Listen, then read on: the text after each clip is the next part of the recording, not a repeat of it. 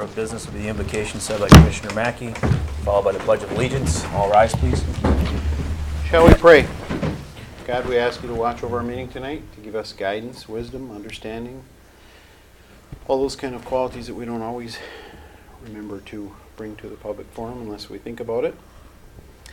We ask all these things through Jesus Christ, your Son, our Lord. Amen. Amen. I pledge allegiance to the flag of the United States of America and to the republic for which it stands, one nation, under God, indivisible, with liberty and justice for all. Next time will be the roll call, please. Commissioner Gay? Here. Commissioner Mackey? Here. Commissioner Mattinen? Here. And Mayor Hunter? Here. And one vacancy. Next item will be public comment. This will be the time for anybody in the public who would like to address the commission to please do so. The only thing I ask is to go to the podium, state your name and business. Okay. I'm going to move on then. We're going to move to the consent agenda. Be the City Commission regular meeting minutes of October 14, 2013. The DDA regular meeting minutes of October 8, 2013. And the payment of the bills.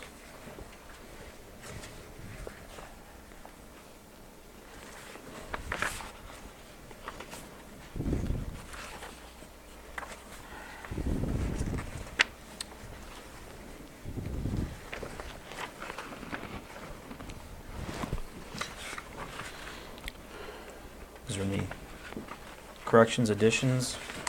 I've got a question on the regular meeting minutes of the last meeting. On the first page, about halfway down, motion by Commissioner Gay, seconded by Commissioner Mackey there. Just wondering what we were researching there.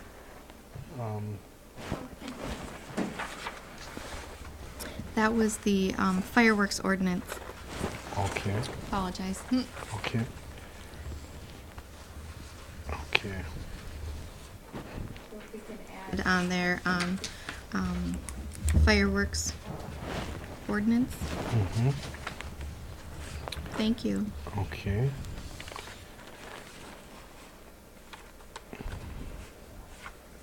Is there any other questions, concerns, or corrections?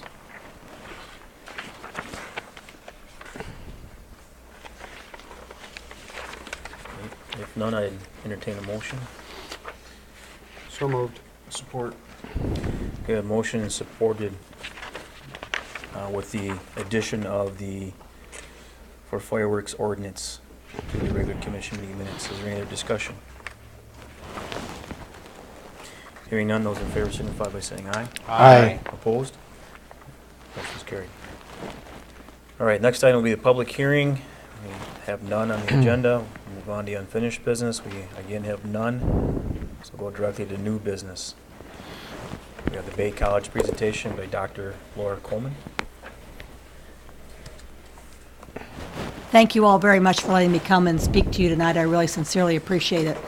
Just as the council is up for re-election on November 5th, Bay College has got a very important millage renewal on November the 5th. I need to repeat that word like 16 times because people are having a hard time gathering that. This is a renewal. This was originally done back in 1994, and it was passed so that we could build the Herman Center, so that we would have a university center, which we have got LSSU as a partner there, and also so that community members could be on the campus much more readily. And then about 6 years ago, we did a remodel on our student services area, and so this millage also paid for that. And then we use it for about 20% of it for capital outlay that is over and above kind of expenses that we don't anticipate at the college that are important to do, like, monster big roof project that would come along, or a parking lot or something like that. So anyway, that's what the millage renewal is about, and so we'll talk about it again a little bit later on. We have been Delta County's community college for 50 years, and we are very, very proud of that. In 1962, the charter millage was passed, and And then in 1963, the first class started, and it was out at the Escanaba High School, the old Escanaba High School. After it was condemned, we started holding classes there. A few years ago, we had community members and employees at the college get together and work on what our strategic priorities should be. And student success, community success, and cultural success were the three things that we came up with. And those are the things that help us and guide us in every single solitary resource allocation that we make, whether it be money or human beings working on stuff. It has to fall into one of those categories. Our very first class had 133 people in it at that old high school. And this chart shows not only the credit classes, it also shows all the things that have gone on at the MTech. And so any kind of customized training also is included in there. Lifelong learning things is included in there. But you see some really big spikes, and that has generally had something to do with, like Harnisburger when it closed, Lakeside when it closed. You see the great big spikes. You see the unemployment when it went up in 2008 and 9. All of a sudden, we had a huge spike in enrollment at the college. And so what that means is people come back to the college and work on job skills so that they can go out and find another job. And the good news is that in the times where things are good and more people are unemployed, then we have people getting new job skills that they need for the jobs that they currently have so they can do those jobs better and also get to serve our high school students. We always say that enrollment at community colleges mirrors what's going on in unemployment in the community. So we thought we'd put this to a chart. And this is over the last 12 years. Isn't that just amazing how parallel that is? It's almost scary, it's so parallel. And but you can see that we kind of rock and roll with it, but we're always there. And our general trend is an upward swing. We just have spikes and then dips that go along. Who are the students at Bay College? 69% of our students are first-generation college. That means that no one else in their family has attended college before. So they come to Bay College and they learn the language of higher education, which is a different language than people speak on a regular basis, so it's important. 62% are female and 38% are male. This is true across the country at community colleges and at universities. And this is one of my bully pulpit things that I'm talking about as I'm going around and giving these presentations. We need the guys to be coming to school. Jobs that are being created today all require someone to have education past their high school degree. The number of jobs that require a high school degree since 1950 have declined by 2 million, and all the jobs that have been created, 60-some million that have been created, have all required some education after high school. And so this is something that our young men have got to really get, and they've got to get back in school, and we need to have that be a more even thing. So we're doing some stuff at the college to try to focal on the male population, and our Delta County College Access Network that is working here in the community is also focusing on the male population in junior high and high school. 67% of our students qualify for financial aid. 52% of the courses are offered right on the Escanaba campus, and 27% are offered online. And about a third of those are people who are just taking online classes. And we do offer an online degree, so people can actually just get their degrees right online, right from Bay College, which is a really nice thing for them to do. A lot of people will take a couple of classes in the classroom, and then they'll take one online also. When our Vice President of Student Services got here about 5 years ago, one of the first questions that he asked was, what is the penetration rate at the local high schools? And up to 41%. He said, no, I didn't ask that quite right. What percentage of the students that graduate from the high school come to Bay College the next year? Up to 41%. And he almost fell through the floor because when you get downstate, the stretch goal is 20%, and the real goal is about 15%. And what that says is that the people in this community know that their students are really getting a great quality education, and they're getting it at a low cost, and they trust Bay College to give them what it is they need, and in fact, they do get what they need. When the students complete at Bay College and go on to a university, we get reports back from the university telling us how our students do, and their junior year at the university, they have a higher GPA that year than students who started out at the university. And the reason for that is they've developed a really good foundation because they're in small classes. At Bay College, they're interacting with the PhDs and the master's degree faculty directly, and they're not dealing with teachers, assistants, and things. And they have nice small classes, so they have a lot of real good dialogue. The other area that's really growing is our dual enrollment. That's been up significantly. We had the highest number of dual enrolled students this semester that we've ever had. and we think that's going to grow a great deal. The rewards of higher education are many. You get a broader awareness, you have better citizens that are willing to go out and do volunteer work, you get better tax revenues because people are making better money, and you have increased consumer spending. And in fact, Delta County has one of the highest degree rates for certificate and associate's degree of anyone in the state. We are above average. It's over 33% of the people in Delta County have got either certificates or associate's degrees. And that's above the state average, and it's above the national average. And because of that, people have job skills that they wouldn't have otherwise, and they're able to make more money than they would normally make. And so you put that together with the impact of having the college here in town, and it impacts Delta County $100 million a year annually. And so we've had that done twice over the last 5 years, and it comes out about the same each time. So it really is a tremendous asset for this community, for the manufacturers in the area. They're able to get people who have got the skill sets that they need. And it's wonderful for the people who get the certificates and degrees because they're able to make a lot more money. We have degrees like our water technology program. And when students get those 2-year degrees, they get out and they make anywhere between $50,000 and $75,000 a year, and there's a line of people waiting for the people graduating from that program. We also have got our nursing degree. They're getting out and making anywhere from $40,000 to $60,000 a year. And our computer people, they're getting out making between $35,000 and $50,000 a year. So really good living that they get to make, and they get to make it with just a 2-year degree. So it's a really great thing. Who are our students? We have a lot of non-traditional students. About 52% of our students are non-traditional. And does anybody here know Tina? No? I say that because I tell this story and about half the people in the room sometimes raise their hands. She is a cosmetologist here in the area, and she needed to come and take some computer classes, and so she did reluctantly, but she came and she took a couple classes. She learned a lot. She really enjoyed it. So she kept coming back, and she finally got a degree. And now she wants to go back. She's so excited about getting the degree that she wants to go back and get more degrees. So I'm telling this story and at the Delta County Commissioners meeting, and her father raised his hand at the end and said, "You didn't know this, but that's my daughter." I thought, oh gosh, I hope I told that story right. And in fact, I had told the story right. And he said the family is so proud of her because when she was in high school, she didn't want to open a book. And she enjoyed cosmetology school and she studied hard there, but she just really wasn't a studier. But going to Bay College has really activated that in her. And that's what Bay College is about. It's being here for the community members, no matter when they need to get an education, that we're here for them. This is a young man who was right out of a high school in the area.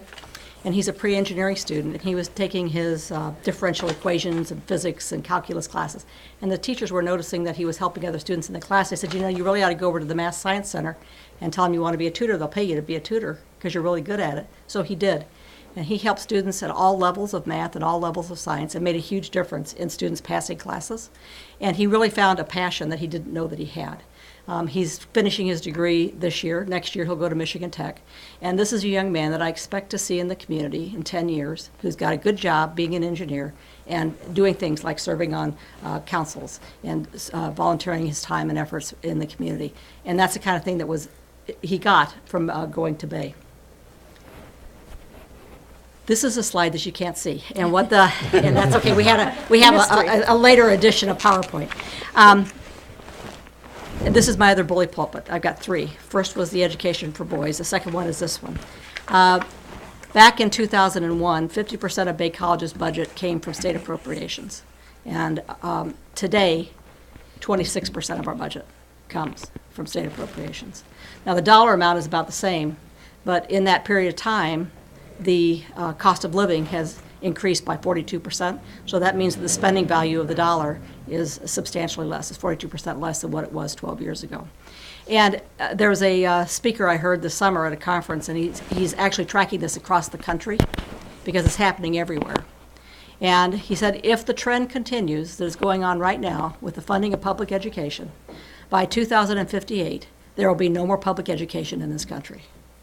And that is a really scary thought. And that's something that we as citizens of this country have got to put a stop to. And we've got to really let our legislators, both state and national know that we have got to have good public education, and it needs to be funded so that it can, the good things can continue to happen. It's why we became a great country, because everybody had access to public education, and that needs to continue. And so this is one of my bully pulpits that I just want to get out there. And we've got great legislators who work very hard for us down in Lansing, but we just really need to keep at the government that we need to be sure and get a little bit more coming in for public education.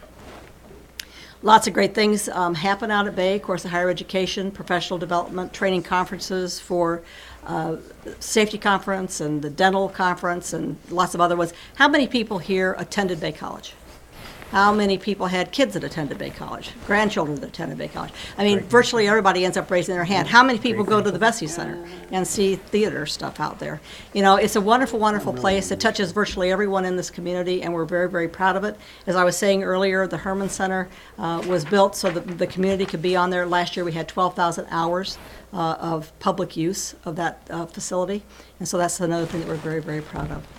What is new at Bay? We have this nursing simulation center that they just finished. We got occupation for it, so they're getting it all cleaned up, and the first of the year we'll have classes in there. We have a male simulation dummy. We have a female who births the baby. We have the baby, and then we have a toddler. And they can be programmed to have any medical diagnosis. It could have brain aneurysm, appendicitis, kidney stones, gout, you name it, they can program it. The scary one for me is that, and the picture of it is just something I cannot wait to see, they can make them be psychotic, have a psychotic episode. And I've warned them, and if it looks like me, I'm going to get really, really angry when it doesn't. But it's just amazing to think about it. And it actually talks. You can ask them questions, and they answer. And they can bleed and vomit, and it's just absolutely amazing. So we have got a state-of-the-art nursing simulation lab, and what that means is that our nursing students get to see a lot more diagnoses than they would ever see when they go out to clinicals. They still will be going out to clinicals because you still need to have the hands-on experience, but they're going to come out much better. And research across the country is showing that it is turning out much, much better nurses. The doctors in the area, the nurses in the area, EMTs, paramedics will also be able to use this lab. The Robert Addison Art Show started up this last week, and on Friday of this week we have the Golden Gala. If you haven't gotten your tickets, you just need to contact Kim Carn at the college, and she'll be happy to sell you a ticket. You'll be able to have a strolling dinner, and then we're going to have a silent auction for some art, and then go in and see the musical presentation this year. And then on November 5th, what is everyone doing? Voting. Really loud. What are we going to do on November 5th? Vote. Thank you very much. It's an important thing. And the millage renewal is for 1 mil. So if you have a house that the street value is about $80,000, that means that your taxable value is probably about $40,000, and that means it's $40 a year is what this millage is, what you're paying right now for this millage, and it's not going up. At $40 is less than a tank of gas. It's less than driving down to Green Bay to go to the Packers game or to go shopping. And it's exceptionally important for the college. The things that we want to do with this money, we recently got a grant from the feds for welding equipment. We want to do a complete renovation of the welding facility. There's huge need for welders in the UP right now with the Marinette Marine thing. They just have sucked up all the welders. And so we need lots and lots of welders. We need to expand what we're offering so that they can do pipe fitting and underwater stuff, boilermaker welding. And so we need to be able to do a renovation of that. We also want to do a renovation on our trio area and make it a much more accessible place for our students to go so that we have only one place they go to get help for tutoring and supplemental instruction and things. One of the exciting things that happened just about a month ago that we had no idea was going to happen was we got a thing, I started getting emails in the morning, congratulations. Bay is ranked the 30th, number 30 in the country in community colleges. That means we're in the top 5% in the country. There's over 1,100 community colleges. And it's based on student success.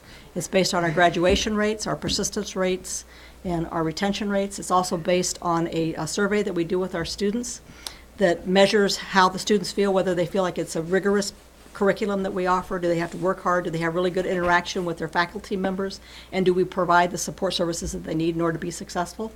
And those are the things that we've been focusing on for the last 7 years.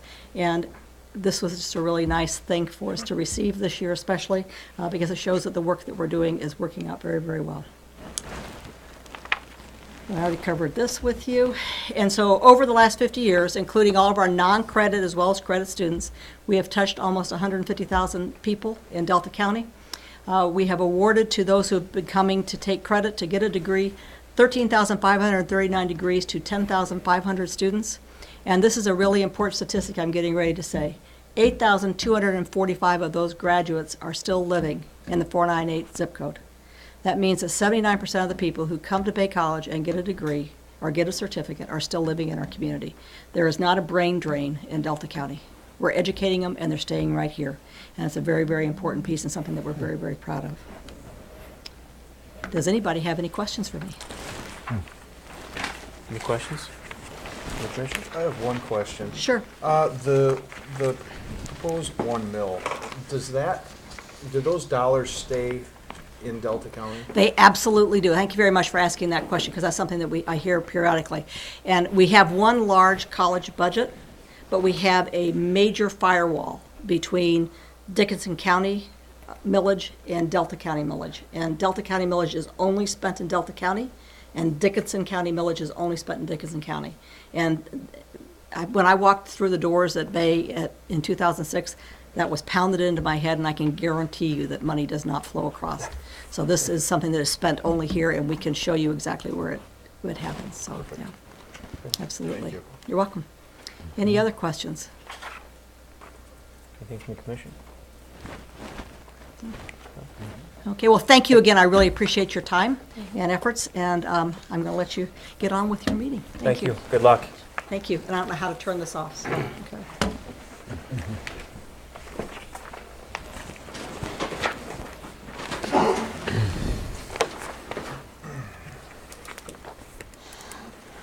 All right, next item on the agenda will be the stormwater and wastewater asset management grant application.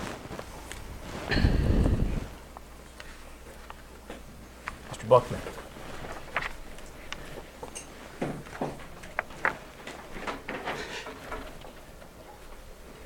Tonight, we have, we talked about this, what was it, about a month and a half ago, about our asset management grant, the SAW grant we were going to apply for. Tonight, we need to vote and pass a resolution to authorize the SAW grant. And then number 2, we need to authorize Darla or somebody to sign the application. And number 3, we need to sign the sample asset management agreement. It's a sample agreement because this has sort of been fast-tracked through the state, and they haven't brought out the real sample agreement, but it's supposed to look just like the sample one that we have to approve. And as far as the dollar amounts, I have Dave, the engineer that we've been working with. And if you have any questions. Is there any questions from Mr. Buckman from the commission? So we actually need to pass a resolution? Yeah, Dave, would you like to speak on it? You know more about it than I do. Yeah. You want to come on up? Sure. Yeah.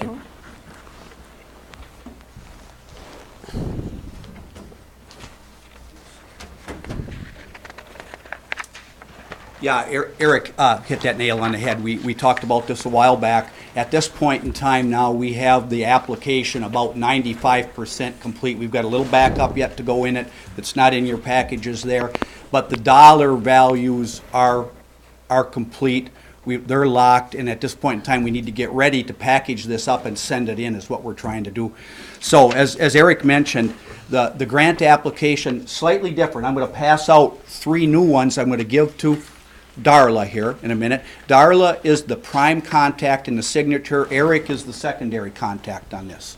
So right now, the SAW application has 3 components. The first one is a study, we call it a project plan, and we're going to be looking for an S2 grant through SAW to do this study of the wastewater treatment plant to define the improvements that are needed there in a concrete way and list the priorities in a way that we can decide what size project might be needed there. The second component is the wastewater asset management plan that Randy talked about for wastewater. And the third component is the asset management plan for stormwater. And to give you a real rough idea, well, actually, these are the numbers. The project plan quantity is $76,500. The wastewater, and you don't have to write these down or anything, they are in these documents. The wastewater asset management plan is $542,500. And the stormwater asset management plan is $219,600. So another thing you might be interested in, last time we were in front of you, we talked about disadvantaged status. And roughly speaking, if you recall, on the wastewater side, if we're a disadvantaged community, it's 100% grant, assuming we're picked out of the group, you know. If we're not disadvantaged on the wastewater side, there's a 10% local share. On the stormwater side, there is a 10% local share. Now, in the case of Gladstone and running the numbers in the end, we are disadvantaged, but we have to qualify that. In the computation for a disadvantaged community, they will factor in new debt. So the break-even point for Gladstone is on Eric's wastewater plant project, which is his number one concern right here. A $4 million project, which is a big project, makes it break even on disadvantaged community. Anything at $4 million over, you would qualify as disadvantaged. Anything less than $4 million, and likely we would not be disadvantaged. I just wanted to bring that to your attention. That's not a decision you have to make today, but it is the case. Couple of other things. The reason I have 3 new applications here is because on Friday of last week, we got hit by a brand new form from the state. Nobody expected that. It was a whole new application, so we had to redo that. The other thing, I did make a minor correction to dollars. I had previously forgot to factor in on stormwater our 10% local share for the incurred costs. They are going to reimburse us for some of the GIS money spent in 2013, and I had to update it for that. So that was all I wanted to say. I do have the forms here, which, is it okay? I'll just hand these to Darla. Sure. I've marked the 3 locations Eric talked about. Now, if you want to move ahead, we should definitely execute the resolution tonight, because that's a roll call vote, and it has to be executed on the form there, not your own, and that's the second tab there, Darla. The other thing is the signature of the grant application itself and the draft sample agreement. As soon as you're able to sign it, I'd like to see you sign it tonight if possible, but if that's not possible, sign it at the earliest convenience and get it back to us so we can start packaging that in to go into the state. With that, I'll just see if there's any questions. I'll be glad to answer any questions at all in any detail. Go ahead. The money that we were talking about, the 2013 money, would be the money that we've funded for Adam doing the GIS work, some of the software and stuff like that. So we'd be getting actually reimbursed for stuff we already spent this year. So that's a good part of this part of the grant. Is there any questions from the commission? I was satisfied at our previous meeting with the consulting engineers and with Eric, who I trust the most on this matter, because he's been running our systems for a long time, that this is something we needed to do, that it was going to give Eric and his department information that they don't currently have, that we really can't afford to acquire ourselves, that gives them the next leg up towards planning on what they need to do in a plant that is 40 years old, and in a wastewater collection system that's probably 50 years old. Remember the discussion before, I mentioned about the lagoon for the stormwater. Was this something that we're able to factor in with this grant at this time or not? It will be looked at as part of the stormwater and as asset management. And then if we come up with a grant or another source of funding in order to clean that out and run more water Right. there or dredge out the lagoon, we'll have all the information that's needed for the next step. Good. The other thing on the asset management on the wastewater side, our NPDES permit, which is our permit to discharge into the Great Lakes, that comes up, it is coming up in March of 2016, and in March of 2016, we're gonna be required to have an asset management plan for all our wastewater systems, not the stormwater, but the wastewater, so we'll be that much ahead of the game. Good. I did want to mention one other thing. It's not required that you sign the engineering contract, which is attachment 5, I believe, in the package there. But if you wanted to, that's good too. I think Randy would want me to ask that, you know. But it is not a requirement to the application that be signed. Can you just give me a second here? Ms. Berry, are you gonna need this? The prepared resolution in there? I believe so. Because if you guys approve that, then I can type it into the minute. So yeah, if you guys are comfortable approving that, then I will get that out to the meeting. Thank you.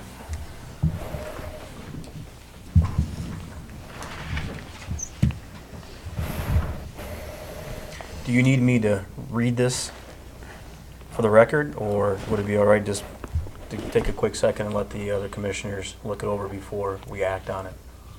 I think whatever you're comfortable with, it would be good. That's resolution's important. Whatever way you're comfortable. I know it can be either many elect to just fill it in by hand and execute it at this point in time. Others might elect to execute it in the office tomorrow morning and sign it, something like that. I think either approach is acceptable. Thank you. I'm fine if you guys sign it tonight, as long as, I get a copy, obviously, for the record and can include it in my minutes. Okay. Somebody want to take a look at this? The languages first?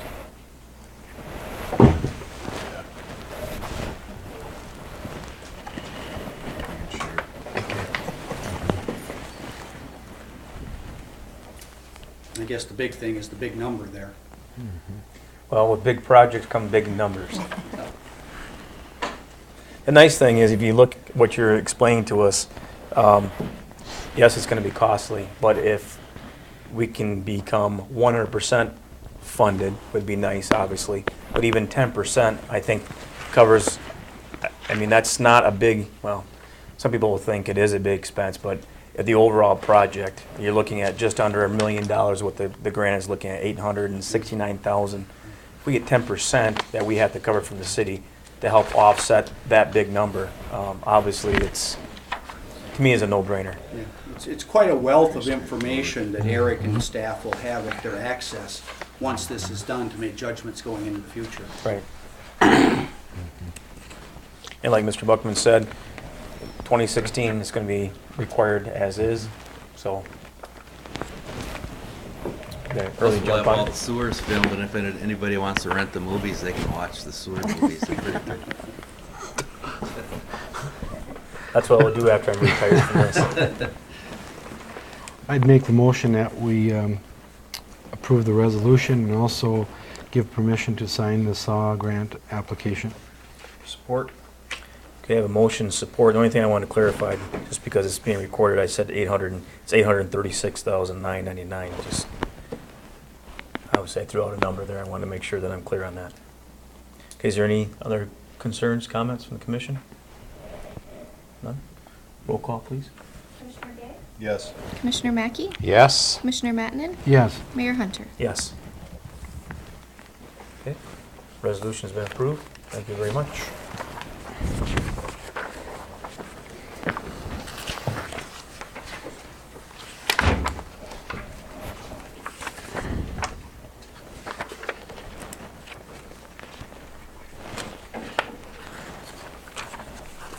All right, next item on the agenda will be the Gladstone Public Safety Lighting Upgrade Project. Director Guyer?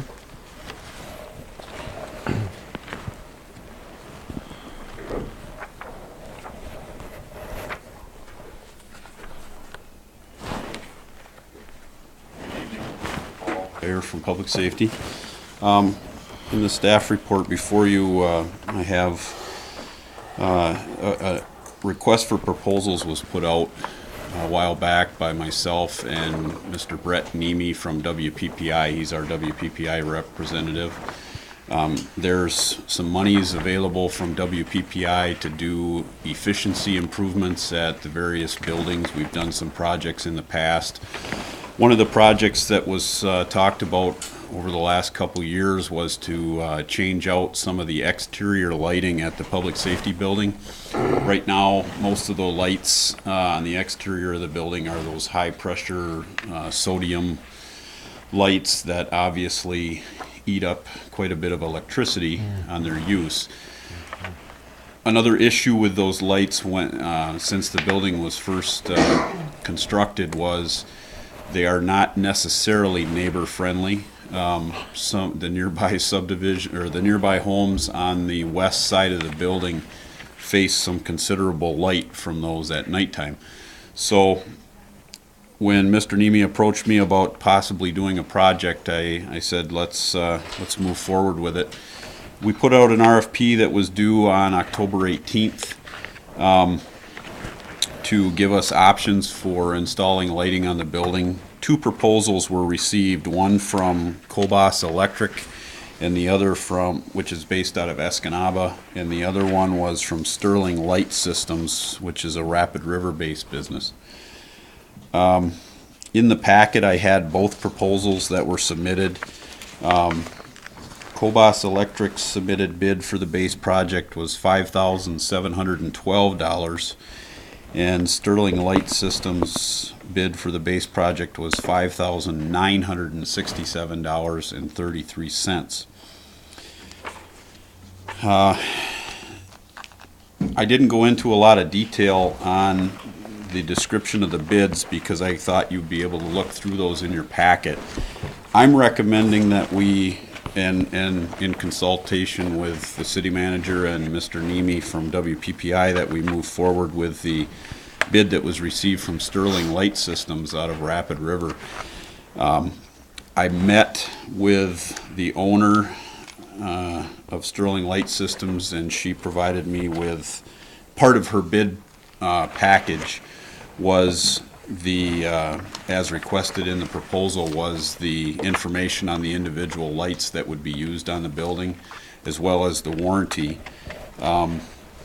So there is there's about a $200 and some odd price difference higher with Sterling Light Systems, but Mr. Nemi and the city manager and I felt that her bid best suited what we needed for the building, and it contained all the information that we needed to make an informed decision on putting those systems in. Part of the RFP stated that we're hoping to,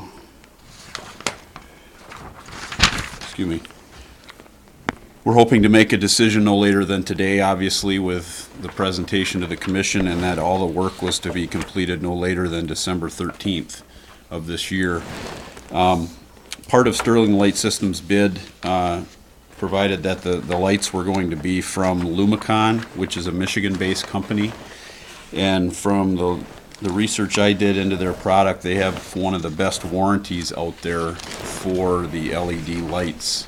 So we're looking at saving money. We're looking at providing a lighting solution that would be more user-friendly, so to speak, or more neighborly friendly with our building. And I guess if you had any questions, I can try to answer them.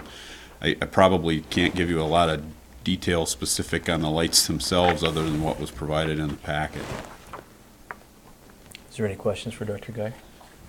Logical question would be, are both bidders aware of your recommendation tonight? I did not contact them other than I told them that a decision would be made tonight, and I'd be getting in touch with them either tonight or, well, tomorrow. But Mr. Nemi and I talked about the fact that there wasn't a lot of information provided with the one bid. It was basically a price that said that the scope and material of the work would be within the bid specifications, but one of the things we requested was the actual information on the individual lights, the warranty, the specifications that would be on that product. So Sterling Light Systems provided all that information for us. So the other bidder didn't fulfill all the requested bidding requirements? No, we did not really feel that they did. Okay. The other thing I guess I could point out is that in talking, based on the bids that came in and in talking with Mr. Nemi, it looks as though 100% of the cost would be reimbursed by WPPI. So we're looking at a $6,000 project that essentially would not, it's coming from our partnership with WPPI, those energy efficiency funds. Any other questions for Director Geyer? I just have one before we make any decision. I see that they have the option of 4 or 4A for the flag flood. The lumens obviously looks like is what the question is. It's about 4,000 more lumen for the 4A. I think what I chose was the lesser of the option. In talking with her and in talking with Mr. Nemi, it really seemed like that would have been overkill, so to speak, on the flag light So that as we long have. as it's illuminated appropriately is my concern. They feel it's plenty with this. I think it will be, and if for some reason we determine that it wouldn't be, I think even with the WPPI, we'd be able to go back and Okay. switch out that fixture. All right, very good, thank you. Anything else? I move that we award the bid to Sterling Light Systems out of Rapid River in the amount of $5,967.33. I'll second. Okay, motion and supported. Is there any further discussion? Hearing none, those in favor signify by saying aye. Aye. Aye. Opposed? Motion is carried. Very good, Thank you. thank you. All right, next time on the agenda will be the deficit elimination plan. Ms. Falcon? So we heard earlier tonight from Ray LaMarche, Anderson Tackman, our auditor, that we would be getting a letter from Department of Treasury, and we did. We need to explain to the state of Michigan how we will be taking care of the $154,093 deficit in the equipment fund. And as I had mentioned earlier, the treasurer, Vicki Schrader, and I have already began this process. We have a letter prepared to send Treasury before November 4th, because they say within 30 days of receipt of the letter, we need to get something into them, or they'll start withholding 25% of our EVIP payments. So we do have a letter prepared, worked on it again today, but I think there's more work that we need to do, internally. Do we dissolve the equipment fund? How we exactly do that, I think that's going to take some time to look through and decide. So we're just looking for an approval, to submit a plan to the state of Michigan by November 4th to take care of the equipment fund deficit. Any questions for Ms. Falcon? So you want us to approve the staff's recommendation, even though we don't know exactly what the recommendation is? Well, I mean, at this point, it's going to be, we've analyzed it, but it's going to take more. It's not just a decision we can make and poof, the equipment fund's gone. So what you're How is it saying gonna is you're affect- going to tell the state you're analyzing it, and you will be Correct. coming up with a Okay. plan, but the plan is not known yet. Right, yeah. We can't do all that detail in, we got the letter October, whatever. October 4th. Well, it was dated the 4th. We got it, I can't read that date, but within 30 days, we need to have something back to them. To respond. So that gives us about 15 working days to come up with a plan to get rid of $154,000, it's going to take time and analysis to do that. You believe that a letter worded that way would be adequate would suffice them so that we don't have to worry about them? And if not, they'll send us a letter that says, no, we need more detail. Well, Okay. by then, we'll hopefully have more detail, I mean, Right. at this point, Well, what can we say? I think we heard from Mr. LaMarche earlier from our auditing that this is not going to be an easy No. topic. Correct.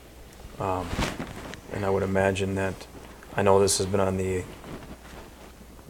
plan for the last couple of years to try to figure out how we are going to adjust this equipment fund. So, as far as a letter to the state, I've been involved with these before. I think Commissioner Manning has as well early on. That a lot of times it's a letter stating that you're going to be Right. Acknowledging we Acknowledging understand it. we're in a deficit. And we've been able to, I think we had a couple of these that we had to do early on in my term, and we stuck to it. The manager stuck to it, and so did the department head. So I'm confident in that portion of it. The street funds was a good example. Yep. It took us a while to get out of. I mean, combined, we were over 200,000 in the negative. Now we're in Now we're in the positive. the positive.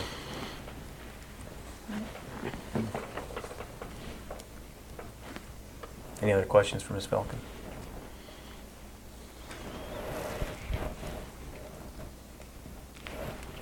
Entertain a motion. So moved to authorize the city manager and the city treasurer to send a letter to the state saying we are analyzing the deficit. We do not have a plan as of this point in time. We will be bringing a plan forward so that the state agency that sent us a letter knows we're not ignoring them. I'll second. We have motion and support. Is there any further discussion? Ms. Berry, were you able to get that? Okay. Hearing none, all those in favor signify by saying aye. Aye. Opposed? That motion is carried. Thank you. Okay, next item says City Commission. We have the reappointment of Mr. Dave Woodworth to the Gladstone Planning Commission. This appointment term to expire of October 1st, 2016. 2016, it's just around the corner, isn't it? Yeah. Is there any objections to reappointing Mr. Woodworth to the Planning Commission? Fine. None? Okay. He will be reappointed. Thank you. All right, next on my agenda will be the review of City Commission rules of procedure. Ms. Berry. We typically look at these rules of procedure that, if you recall, we first adopted, I believe, in 2009 or 10. It's on here somewhere. December 14th, 2009. Prior to that, the commission did not have a set of rules of procedure. So we got them in place. We looked at them in 2010, didn't feel they needed any adjustments at that time. We did a slight revision February 28th, 2011. 2012, we looked at it and felt there wasn't anything to change. I have a couple recommendations for this review this year. If you look at on page 6 under agenda preparation, I have a few items there, some just clerical or kind of to clarify at meetings. We have a conflict of interests section already in the rules, and that seemed to be working okay. Some communities, most communities, have it listed right at the top of the agenda, before you even get rolling into the heart of the meeting, to ask if there is any conflicts that a commissioner may have with an agenda item. And that would be the opportunity for them to state it at that time, before there's any discussion, before there's anything related to new business or old business on the agenda. In looking at the research and on the clerk's website, that seems to work a bit better, because what ends up happening, and not that we've had necessarily a huge concern of it, but sometimes, it's been, we get started in it and then it's well, I'm going to abstain because I think I have a conflict. The way it's supposed to be done is a commissioner would state that they feel they have a conflict of interest. The remaining members of the commission would think about that, think about the connection. It's listed in the rules of procedure what qualifies as a conflict, and then the remaining members would vote on whether that commissioner has the right to abstain from voting or if they have to vote. And that helps ensure, too, that people aren't trying to get out of voting on maybe a hard topic or something. It just clarifies it a bit better, I think, at the beginning of the meeting, so that it doesn't, everybody knows right from the start that a commissioner is not going to participate in that discussion or that that decision if one is made. So we don't need to change anything with our section on conflict of interest because I think that is pretty solid. It's just actually adding it to the order of the agenda is what I was thinking, right after public comment, before you even go into approval of the consent agenda or anything. So that would take care of it before any actions were taken. The other item, just if you see where our agenda says commission and committee reports, and I know that kind of is confusing. Is it the city commission? Is it other commissions and stuff? So I'm just asking to add city commission and committee reports. So if you guys have anything, or a good example was like the city hall subcommittee, that would be the time maybe for an update there. And then below, right after the last public comment, city commissioner comments.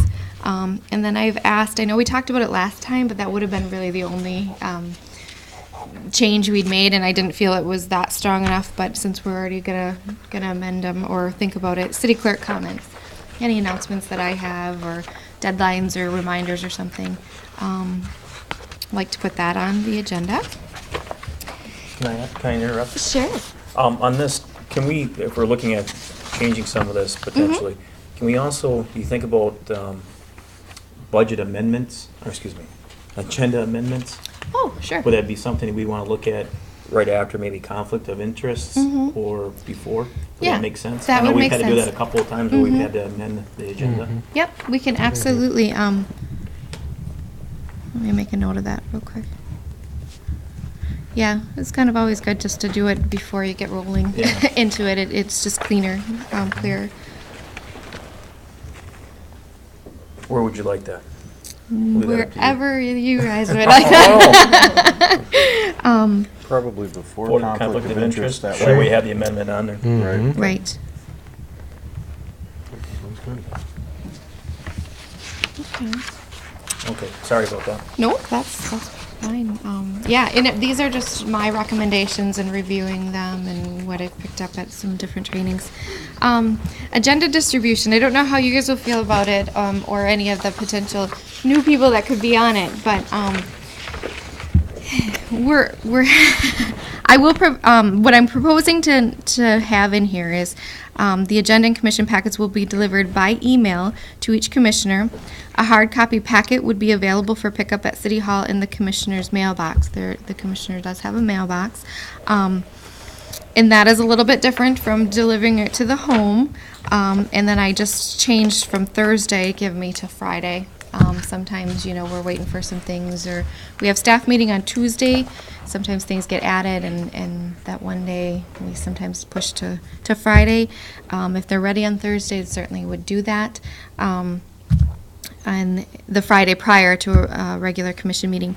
If there was some need or something where you weren't able to pick up the hard copy or whatever, obviously I'm not that hard-nosed, I would get it to you, but just kind of trying to move maybe more towards the electronic age. And we're kind of implementing that in some of our other policies too, and with our other boards. But I thought, well, if we're doing it on the lower level boards, we should probably start with our top board. So. The only thing I would caution, again, I think we've had this discussion before, as far as personal home computers for the communication of the commission, and also with the city clerk, and the concern with the commission packets. I'm not saying it's not a bad idea, because I think Sure. we've talked about this before. We want it to be as less, Right. or more efficient, I should say. And that Would be the FOIA. Yep, That'd be the FOIA, and that, because each commissioner is provided a gladstonemmi.com email that is used for correspondence. So this wouldn't open you up to any more or less, of a FOIA responsibility, because I would be using that Gladstone MI Right. address. So, yes, it would definitely be, the same as it is now. It's FOIAble, and yep, anything on that email is. Absolutely. So, and those are my recommendations. You guys, they're your rules and procedures, so you guys can change or shoot that down. And that was all I had. I think most of the other things seem to be working okay. I just kind of like to have them in place, obviously, with the upcoming election, and have those solid for the reorganization meeting. That will be next meeting, which that is a different time. If you notice, the reorganization meeting, according to the charter, is at 7:30. So we will not be starting the November 11th meeting until 7:30, which is different. Is there any questions for Ms. Berry? Comments? Anything else to add or subtract?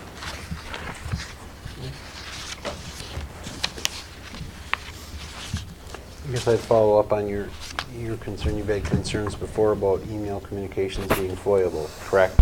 Yeah, it's not just the foilable as far as the email communications, it's actually being able, theoretically, you may have to supply, if it's done correctly, Mr. Burkhart's out in the audience here, I don't want to. I knew he's sitting here listening. But if it's done, I mean, if they want to push that envelope, technically you could give up your computer. Which seems, on the face of it, to not be what the letter of the law. The letter of the law is that the public should be able to see public communications between the boards, which I fully support. Nobody should have the right to sequester your computer, I don't think. But it's a fine point of the law, out right? there, yeah. What typically I've heard it been happens, done. if I, have a request, obviously for a packet, and this is, we're talking the packet, it's already posted on our website. So, if they say, I want to, do a FOIA request for agenda, packet, whatever, and I want everything that the commission gets to, it's on the website. Right. I don't even, I don't deny their FOIA request. I just tell them it's already made public, so I can get you that. Obviously, anything that is attorney-client privileged or the, for executive session reasons, it doesn't go out in that public whatever. And then in that case, maybe I would provide you a hard copy, just a written copy, stating that there is additional, information for that. So that is not out there on the website, but that is protected. That's also not emailed in the packet, Correct. because I get a packet emailed and those portions are never in there. Yeah, so that you're getting it in your hard copy. Right. So just able to keep that a little more secure, but we've been making that part of the rules and bylaws with our other committees, and it's been commented, are you doing it here yet? So I thought, well, now's the time, to try. I think as far as electronic communication, we should be doing everything we can to save time and expense. It's got to be an inconvenience and a time waster for you to have to prepare everything in hard copy and then deliver it to our homes when we could come down here and pick it up. I said that the other day to somebody. I said, we voted to eliminate the broadcast of our meetings, not because the public shouldn't hear our meetings on Right. television, but because we expected the city staff to tighten their belts and live within our means. Well, we should do the same thing as city commissioners. It seems only fair. And I do appreciate the fact, because I am, as much as I love the computer and email and everything, it is hard to read some things on the computer or whatnot, and sometimes I know maps and things like that, it's really difficult. So a hard copy is nice, to make your notes on and whatnot and stuff. So would still be, supplying that. I just wouldn't be maybe running and delivering it. And Is it a problem, Kim, to have the hard copy ready at the end of the day on Thursday? Would that be a problem in our mailbox? right, because In that's case we were going to be leaving for the weekend, want to take the stuff with us, that kind of Yep, thing. that's why I do try, and always, on the Thursday, but there have been times I've, emailed you and said it's just not happening, on Friday, so I thought I would put that in the rules of procedure, that my hard and fast deadline is the Friday, but typically I've had it ready and been delivering them and everything on Thursday, so, yeah, absolutely, that's, my intention is to still stay with that, and they would be available there. And like I said, obviously, if there's a conflict or something that comes up, I'd still make sure to get you your packet, but. Is there other questions? Did you want me to leave that to say Thursday, or were you okay with it saying Friday? For my deadline? For me, for the distribution. I can change, because right now it says Thursday. It does say Thursday.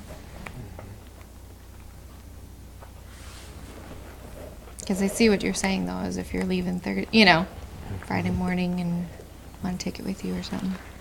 I guess we could call and ask if you could have it in the mailbox. We could pick it up sometime. Mm-hmm. It's entirely up to you. That's not wasn't a major issue for me. I just know on different times it does happen. Mm-hmm. We were previously on Friday, and I just found internally for me it does work a little bit better, giving us a little bit more time, but it's only when there's late editions that it seems to. So I don't mind if we leave it Thursday. I usually inform you guys if there's going to be a delay. Your guys' preference, I'm not going to be here. Yeah, Joe and I don't know if we're going to be here either. Yeah. So set the standard. Well, I have no problems with the rules. I think they're a good set of Yeah. rules for whoever is elected to the city commission to live by. And if they don't live by them, we'll still be in this community to remind them they're not living by the rules. And the That's what I other would thing do. is, they are the commission rules, so if it's not working, or if the other new commission member, whatever happens, they can amend them as well, so, and you can amend them more than once a year, it's on the rotation, so. Yeah, I'd move that we approve the recommended changes to the city commission rules and procedures. I think they're fine. Support. Okay, motion and support. Is there any further discussion? Hearing none, those in favor signify by saying aye. Aye. Opposed? Motion's carried. Thank you. Thank you.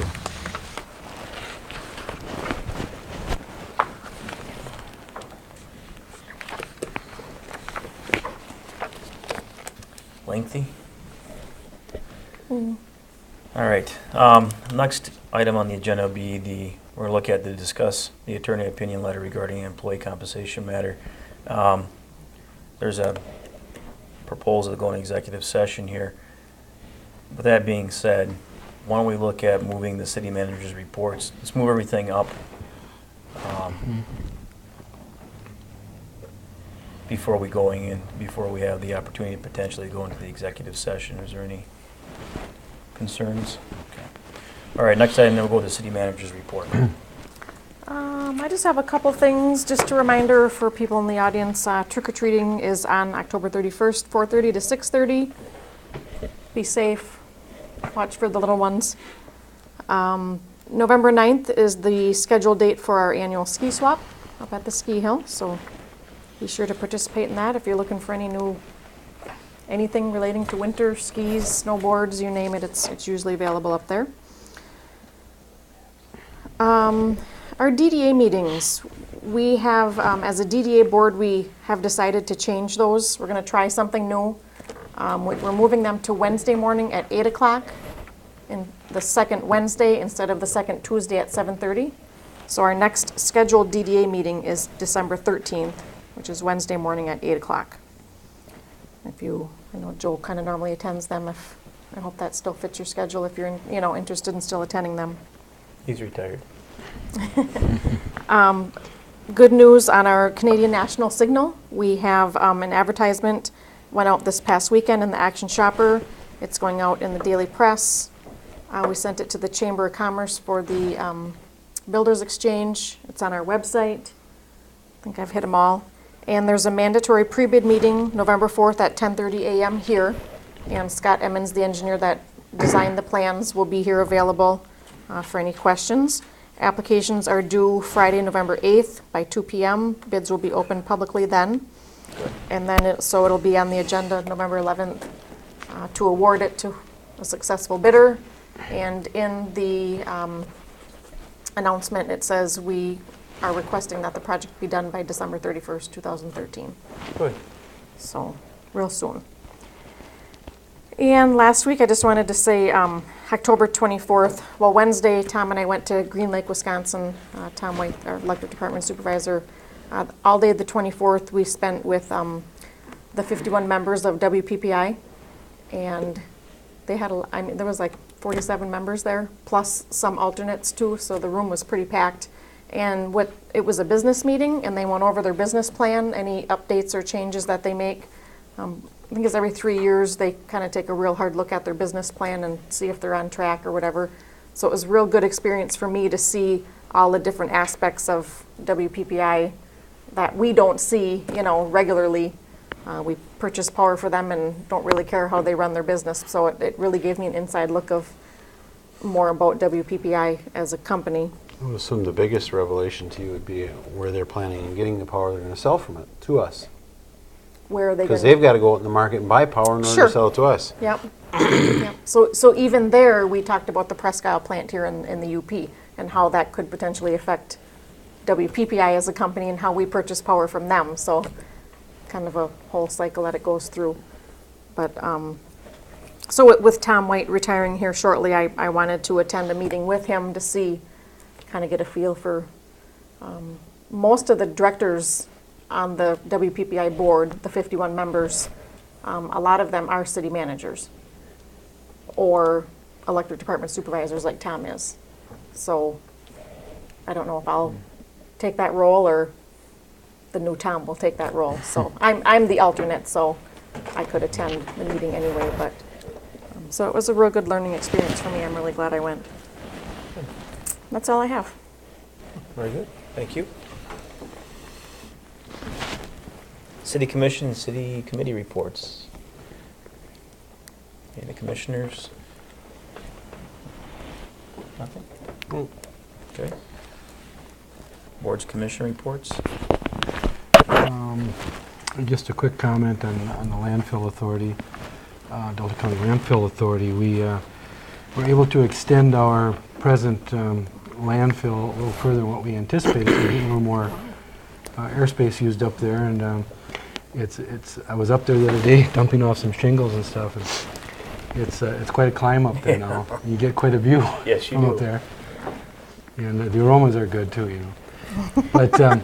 But anyway, it looks like we're going to be able to get through winter with the old cell there, and before we open the new landfill, which is helping us keep the cost down rather than having the two landfills open at one time and the leachate problems and stuff you have. So just kind of give you an update. We'll probably be next spring before we open the new landfill. Good. But things are going well there. Good. Good. Anything else? Okay, go to public comment.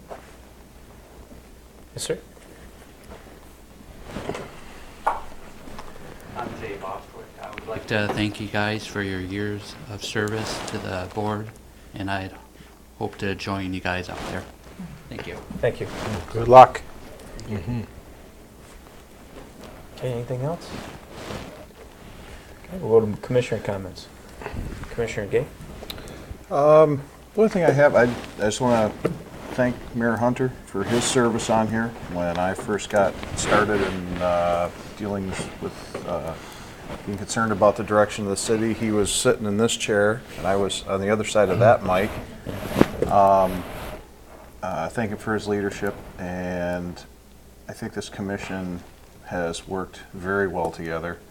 We haven't always agreed on every single little detail, but this commission has had the best interest of the city in the forefront as far as their priorities. I've enjoyed working with all of you, and Commissioner Olson, good luck to Joe and Hugo on your re-election bid. But it's been a very good experience, and I appreciate sitting on the board with you guys. Thank you. That's all I have. Thanks. Commissioner Manning?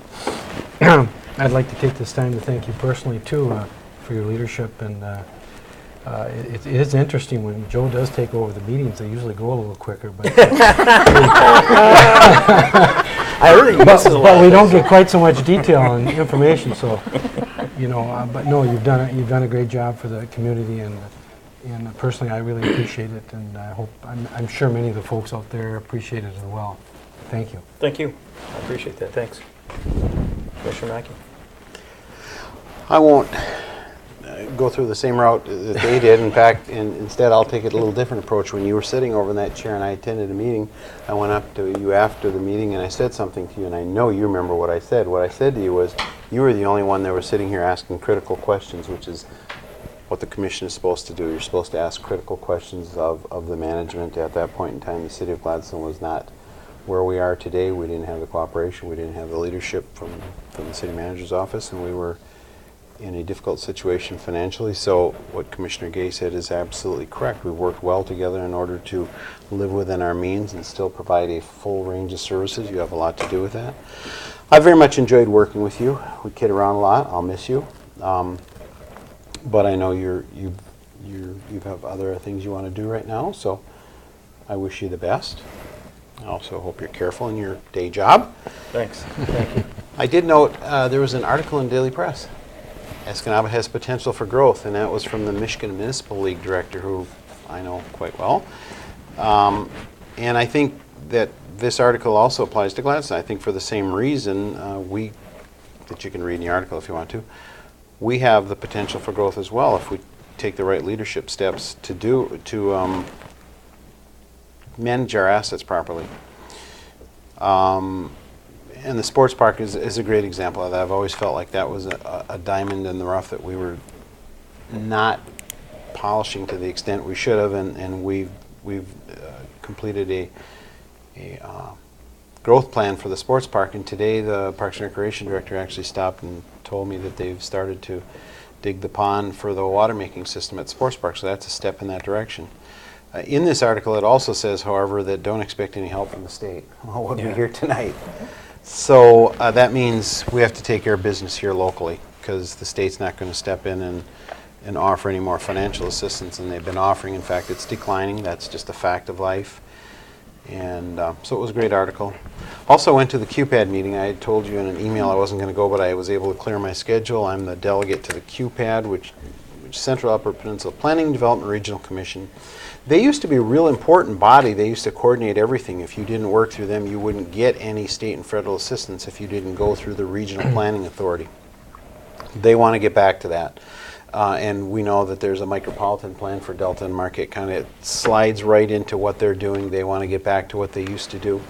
And I tell everybody, we aren't going to be successful on our own anymore. We're going to be successful when we work with our neighbors. A great example of that, of course, is the Escanaba Township Fire Hall and voting precinct. Their firemen were very proud to show me their fire truck the other day. They were on the street showing it to one of our volunteers, and I stopped, and Steve Belangi's the Escanaba Township firefighter, and he says, "Look at this! Look at this! Look at this!" He was just really proud of that truck. So I think that's examples of what we're doing that are positive things that we need to continue to do more of. So, and there's an election coming up next Tuesday. Everybody should get out and vote for who you feel should be representing you. That's it. Very good. Thank you. I only have a couple of things. One, thank you for all your comments. I appreciate it. It has been fun. It's been fun working with this commission. I've got to see some commissioners come and go. And again, I think we've all may not have agreed on every detail. I will also agree that the citizens of Gladstone has always been and will continue to be the decision makers for our commission and for our community. So I also like to thank the staff and Ms. Falcon for helping guiding me along. It's hard to believe that just over 5 years ago I was in the seats out there, the public section, and questioning some of the commission's movements and decisions, and thought if I'm going to actually make some critical comments, then maybe I should sit on the other side and learn exactly what needs to be done on the city government side. And that I think everybody at one time should sit on some type of a committee, some type of a board. I think you will have a better appreciation for working or serving the public, because it is a rewarding experience. It's very time consuming, rewarding, and sometimes maybe not so much so, but overall it was a very good experience for me. So I appreciate that. That's all I have. Next item will be Discuss the attorney opinion for letter regarding the employee compensation matter. What I have on here is Ms. Falcon. I don't know if you want to address anything beforehand. We kind of questioned, we had a phone call with Mr. Burkhart, you know, is this legal to go into executive session to discuss? And he said absolutely, so I guess I'd prefer to explain it there. And Okay. I'd move that we adjourn to executive session. I'll second. Okay, we have motion and supported. Is there any further discussion? Okay, hearing none, roll call, please. Commissioner Gay? Yes. Commissioner Matnick? Yes. Commissioner Mackey? Yes? Mayor Hunter? Yes. Okay, we're in executive session.